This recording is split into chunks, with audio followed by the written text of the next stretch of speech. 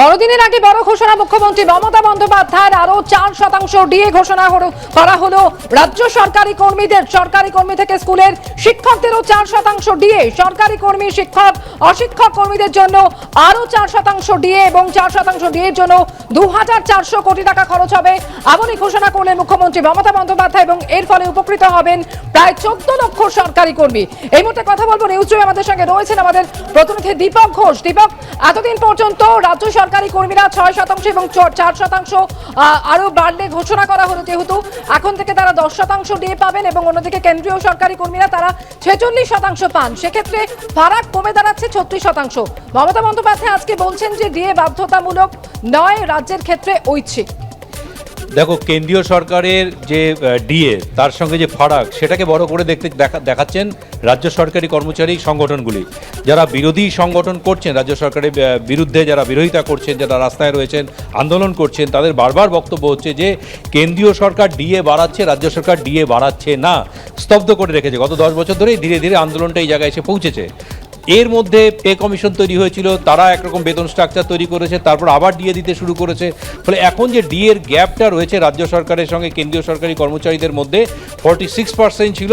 রাজ্য সরকার প্রথমে 6% ঘোষণা করে, আজকে 4% ঘোষণা করলো। সব মিলিয়ে রাজ্য সরকারি কর্মচারীরা 10% পাবেন। ফলে গ্যাপটা রয়ে গেল 36%-এর।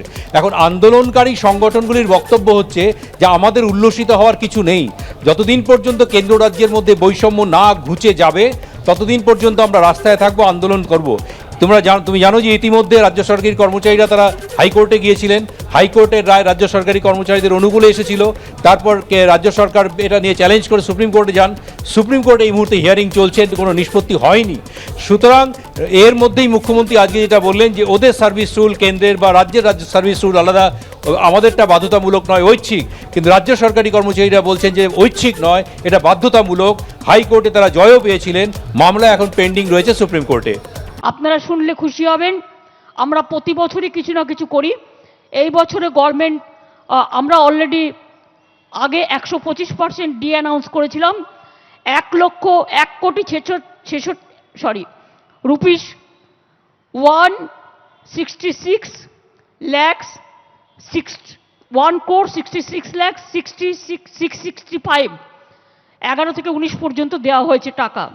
কম টাকা দেওয়া হয়নি, 1,66,665 টাকা এর জন্য দেওয়া হয়েছিল 125% যখন ছিল।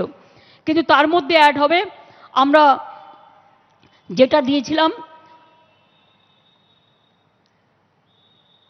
4 বছরের মধ্যে পে স্কেল করেছি আমরা।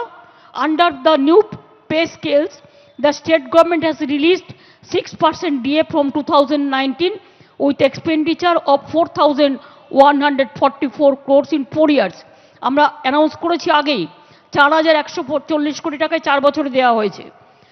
আজকে আমি অ্যানাউন্স করছি বড়দিনের এই শুভ প্রোগ্রামে that another instalment of 4% DA from 1st January 24 to around 14 lakhs government employees, teaching and non-teaching staff of all school, colleges and universities, employees of all statutory undertakings and parastatals and pensionaries। সবাই কিন্তু এটা পাবে। Government service holder থেকে শুরু করে আমাকে federation বারবার বলেছে, আমাদের যে ফেডারেশন আছে এবং আমরা দিয়ে এটা মাঝে মাঝে, যদিও আমাদের পে কমিশন আছে, এটা আমরা এক্সট্রা দিই, কারণ সেন্ট্রাল গভর্নমেন্টের পে কমিশন ওদের সেটা নেই, ওদের ডিএটা আছে। ওদের সার্ভিস রুল আলাদা, আমাদের সার্ভিস রুল আলাদা। সুতরাং আমাদের কাছে এটা ম্যান্ডেটরি নয়, ইটস অপশন। তার সত্ত্বেও আমরা দিয়ে যাই, কারণ আমাদের কর্মচারীরা দিনরাত পরিশ্রম করে, তাই তাদের ভালো ভেবেই আরও 4% ডিএ বাড়ানো হলো। এটা 1 জানুয়ারি থেকে কার্যকরী হবে। New year happy new year gift to আমার সমস্ত employees, teachers, non teaching staff of all school, colleges, universities, employees of statutory undertakings and parastatals and পেনশনার্সরাও পাবেন এই সুযোগটা। তাতে অনেক মানুষ এখানে লাভবান হবেন এবং এর জন্য আমাদের 2,400 কোটি টাকা লাগবে। আপনারা জানেন অনেক টাকাই আমরা আমাদের প্রাপ্য টাকা পাই না, তাই নিয়ে প্রধানমন্ত্রীর সাথে আমি মিটিংও করে এসেছি। 1,15,000 কোটি টাকা আমাদের এখনও প্রাপ্য আছে। তা সত্ত্বেও আমরা যেগুলো দিতে পারছি এবং 10% দিয়ে আফটার 19 হয়ে গেল। সুতরাং আগে যেটা ছিল 125 ওটা বেড়ে হবে 135, এই 4 বছরেরটা ক্যালকুলেশন করে, তাই তো মাই চিফ সেক্রেটারি জিয়া। সুতরাং আমার মনে হয় একটু মিষ্টি মুখ, একটু মিষ্টি হাসি, একটু সুখনিদ্রা, একটু তাদের পরিবারের কল্যাণ কামনা করে আমরা বড়দিনের on the eve of Christmas and happy new year we are giving this gifts to all of them who are entitle for this.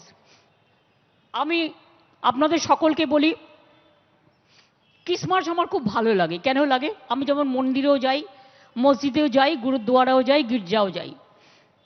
আবার হিন্দু, বৌদ্ধ, শিখ, জৈন, পারসিক, মুসলমান ও খ্রিস্টানি সব প্রোগ্রামে আমি অ্যাটেন্ড করি, আমার খুব ভালো লাগে। Different colour, different caste, different kid, but all together we are a united family.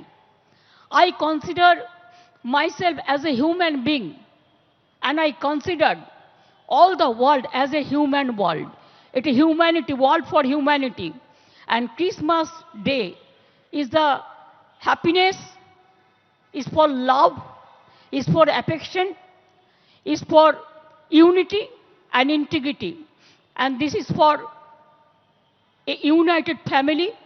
It gives a message to united family. Always be peaceful, always be positive, always be happy, always smile, not to hate anybody or not to talk rubbishly, talk politely, talk goodly, walk politely, walk with smile. This is the message of Christmas. And I am really happy to be with my Archbishop, Bishop of Kolkata North, Mr. Paritosh Chakraborty and Paritosh Canning and Felix Raj from St. Xavier's University. After this program, I will go to St. Xavier's College also, because they every year they celebrate the cake, advance cake celebration, and we all love cake. So we used to take every year. And Karan Pal is also here with the tourism department and this Park Hotel with the help of police administration. All we work together. You have seen how Pakshi ঝলমল করছে, আরও অনেক জায়গা ঝলমল করছে। সেগুলো আসবেন, বেরোবেন এবং দেখবেন ঝিলিক মারছে। এটাও আমাদের এখন অন্যতম ফেস্টিভ্যাল হয়ে গেছে, যেটা আমরা খুব সেলিব্রেট করি মন প্রাণ দিয়ে। আমি শুধু বলবো, may God bless all of you, may God give you the happiness, may God give you the love, may God give you the peace for your family and peace for